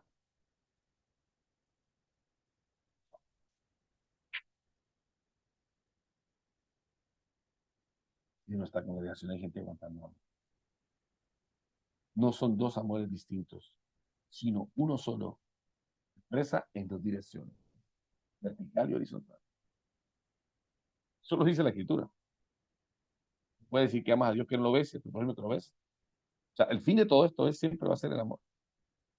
Honor. Honrar a Dios es honrar a otros seres humanos. La dignidad que otorgamos al prójimo refleja el honor que rendimos al Creador. Por eso es que el primer prójimo que hay que honrar es honrar a padre y a madre. Quien no honra a padre y a madre, no va a quedar grande honrar a Dios. Y quien no honra a padre y a madre y no honra a Dios, no puede recibir la honra por sí mismo. Es una honra que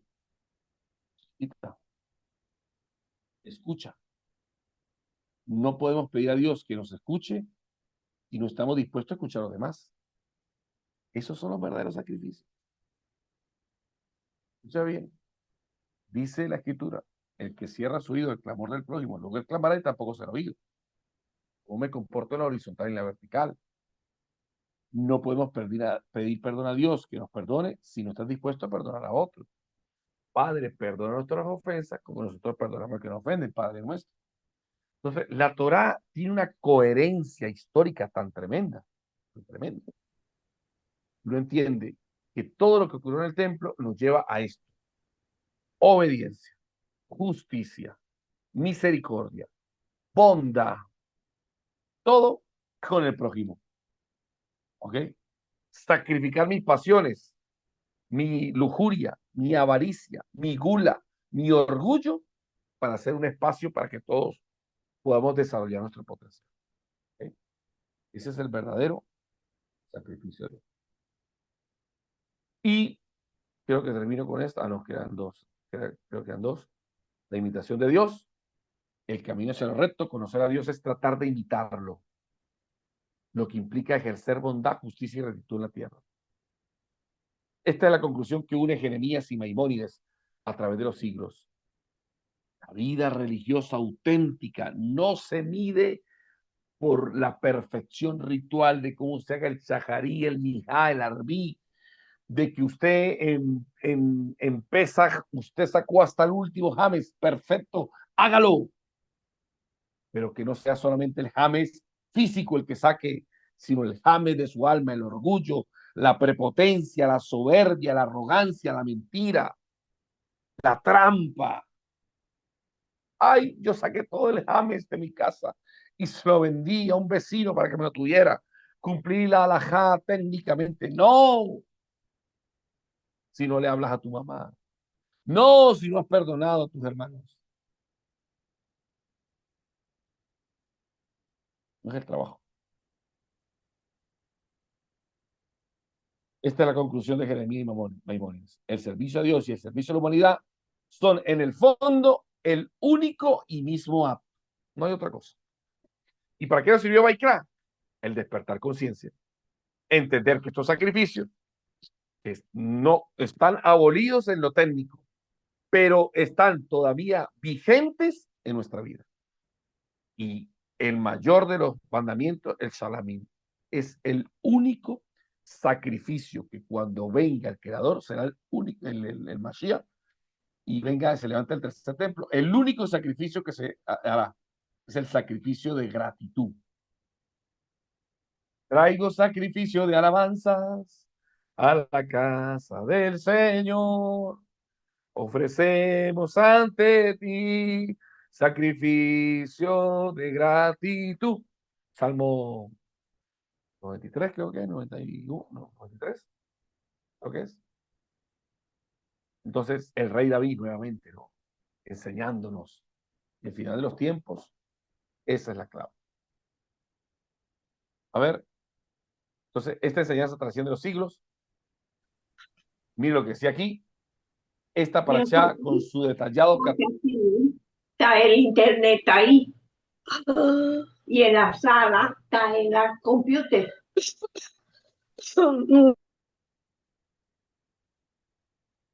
Ok. Estamos ahí, ¿verdad? Ok, dice. ¿Qué nos entrega finalmente esta enseñanza de tantos siglos? El rito es el comienzo, no es el fin. Era un comienzo, era un inicio para ordenarnos, para que entendiéramos una serie de cosas que sin el rito no nos hubiese quedado la cultura de lo que había detrás de todo eso. Los sacrificios son el punto de partida, nunca fueron la meta. Segundo, la justicia es la prueba de la fe. Si yo creo que Dios gobierna el mundo, yo creo realmente que Dios me ha puesto en este mundo a una vida placentera, ¿sí? Mi justicia, mi bondad, mi misericordia es la prueba que ha alcanzado a entender al Creador. Entonces, la auténtica espiritualidad se prueba en la conducta hacia el prójimo. ¿Cuál fue el ayuno que yo escogí? Isaías 58. Sino que desatar a los, ¿cómo es que dice ese, Miguel? El ayuno que yo escogí. ¿Lo tiene por ahí? Y última, un sistema indivisible. Dios y el prójimo. ¿Lo tienes ahí? No es que partas tu pan con el hambriento y a los pobres errantes albergues en casa. Cuando ves el desnudo, lo cubras y no te escondas de tu hermano, entonces nacerá tu luz como el alba y tu salvación se dejará ver pronto. ¿Isaías qué? 58:13. Isaías 58:6. Ese siempre me ha gustado a mí. No es que partas el pan con el ambiente. El verdadero ayuno, un sacrificio que la gente decía Yeshua, que cuando ayunes no te hagas como los escribas o los fariseos que, ay, Me metí en el ayuno de Daniel, hermano, no de Daniel Roticelli, el de Daniel de la Biblia, 21 días, no. Unge tu cabeza con aceite, que nadie sepa tu espiritualidad. Apartas el pan con el hambriento.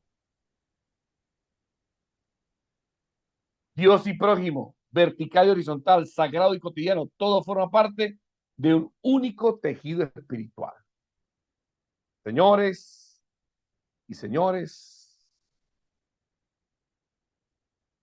ha llegado entonces la hora de los sacrificios. ¿Qué es la hora del sacrificio? Entender que este libro de Baikra nos va a traer orden para ahora poner en nuestras vidas lo que no nos va a permitir involucionar, sino evolucionar. Alguien me enseñó hace muchos años, solo puedo llegar más rápido. Juntos podemos llegar más lejos. Shalom para todos. Preguntas, por favor.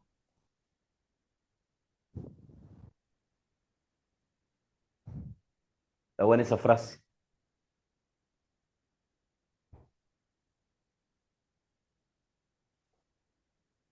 El micrófono. El micrófono. Yo me tuve que hacer por allá. ¿Me escucha, mi hermano? Sí, sí. Ah, ok. Gracias por la presencia, en primer lugar. El libro Vallecrap es meternos en el carril, entender que los sacrificios es para producir en nosotros ética, obediencia, disciplina, reverencia, Orden. respeto, porque el corazón está y la materia prima está, pero necesitamos de todas esas cosas. Necesitamos el entendimiento. Muy bien, excelente. ¿Alguien más con alguna conclusión? Miguel. Ahí veo a Lauren, Sandra, a Luis Enrique, Miosotti, a Dr. Frow. ¿Alguien más? Esta gente tan silenciosa, ¿no? Peligrosa, gente así silenciosa.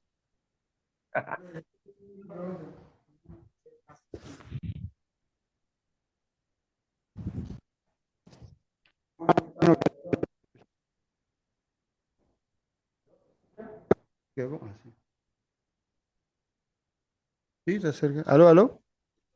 No sé, Sí, te escucho. Eh, eh, para los sacrificios, ¿no? ¿Quién no podía hacerlo? Yo sé que, bueno, la mayoría era el pueblo judío, pero inclusive leí un comentario que hasta un no judío podía hacer un sacrificio. Y leí una palabra, un apícoros, que es Bueno, los apícoros eran como los, de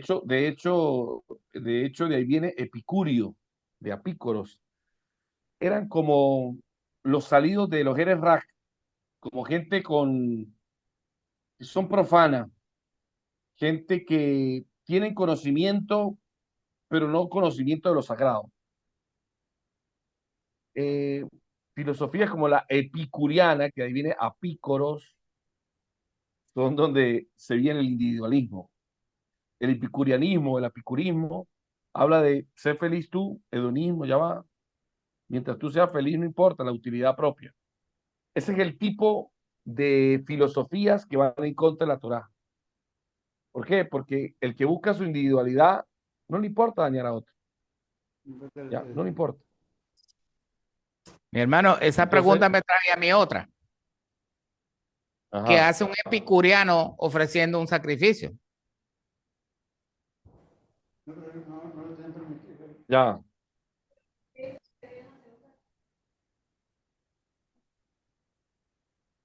Recuerden que parte de la gente que salió de Egipto no salieron como un fin en sí mismo, ¿no? Perdón, no, salieron fue por la moda, o sea, no salieron porque realmente querían estar con Hashem, sino porque vieron el poder de Moisés y todo eso. Entonces, más que todo, lo hacían como, supongo yo, esto es mi interpretación, una moda, un sentimiento de pertenencia, pero no había más nada, no había así más nada. De hecho, de ellos creen que eran los que empezaron con ese tipo de comportamientos, a comportarse de una manera afuera en el templo y de una manera afuera en la calle. De ellos es lo que se dice de los apícoros. Pero Dios, Moisés los había convertido a Dios de Israel. ¿Ya?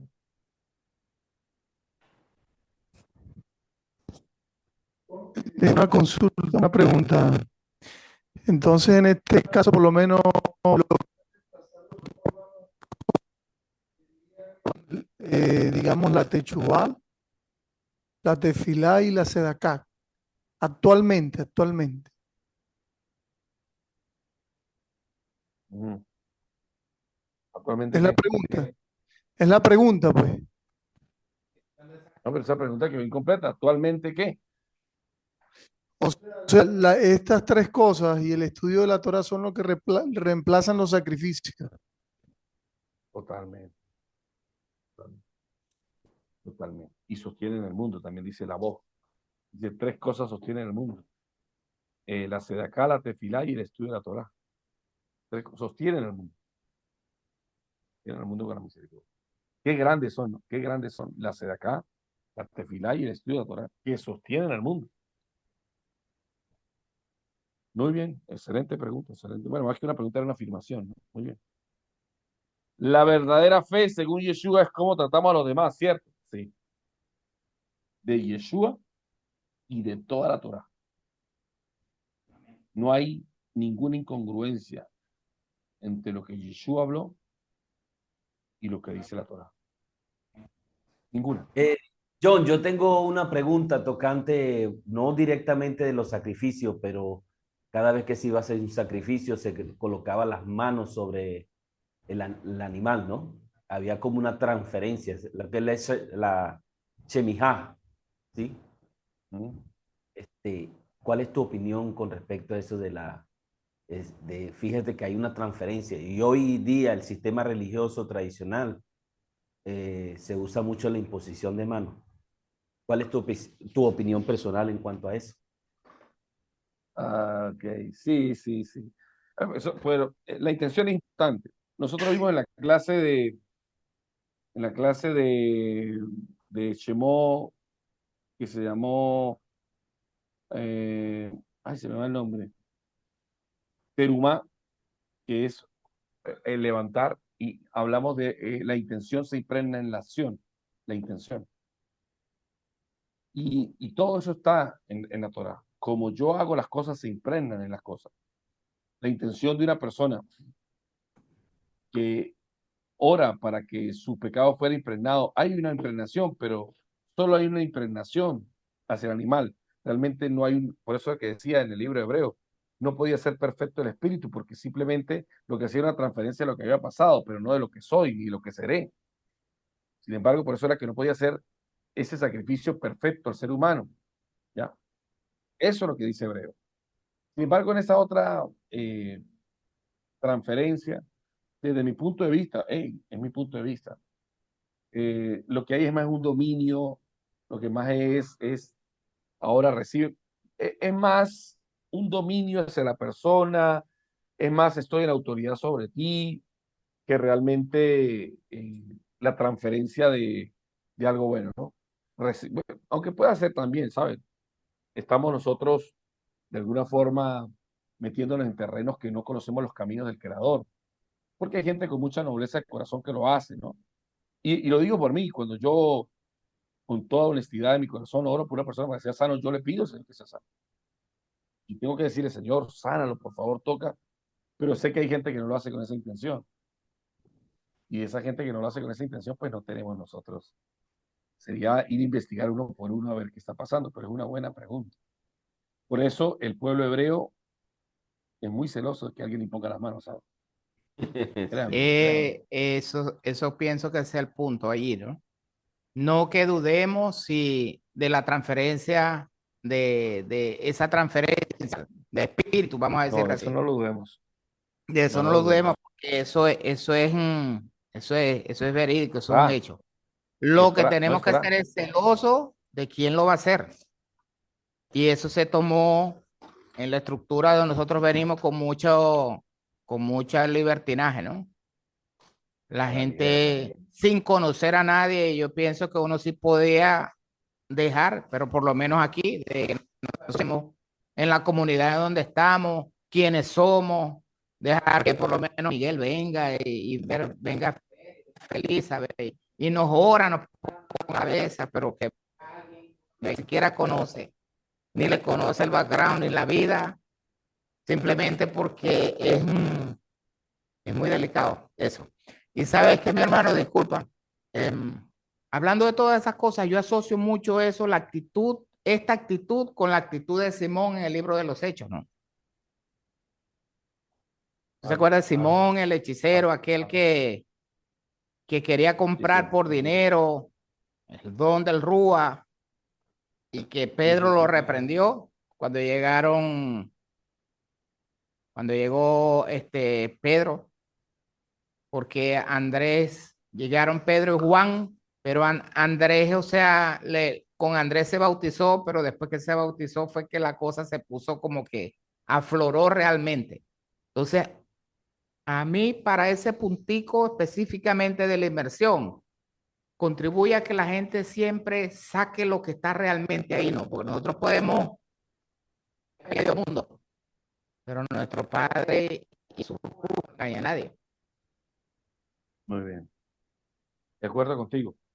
Y la imposición de manos es Torá. Recuerden que Moisés dice que cuando impuso su mano, en la traducción es una parte de su espíritu vino sobre ellos, sobre los que impuso las manos. O sea, sí, pero ¿de quién? ¿De quién? Importante.